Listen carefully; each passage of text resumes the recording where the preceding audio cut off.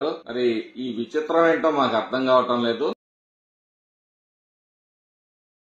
ఎన్ని ఎకరాలకు నీళ్లు పారిచ్చారో సమాధానం చెప్పాలి. ముసుగుతోటి వీళ్ళందరూ వస్తున్నారు. ఖచ్చితంగా పల్నాడు ప్రజలు అన్ని విషయాల్ని గమనిస్తా ఉన్నారు. మీ చరిత్ర ఏంటి, మీరు ఎక్కడి నుంచి వచ్చారు,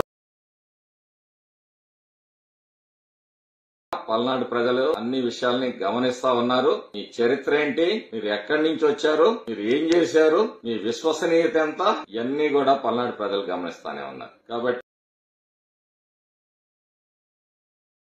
ఇటువంటి వాళ్ళు అధికారంలో ఉంటే ఈ పల్నాడు గత 15 సంవత్సరాలుగా అభివృద్ధికి ఆమడ దూరంలో ఉంది. మళ్లీ మరొక ముసుగుతోటి వీళ్ళందరూ వస్తున్నారు.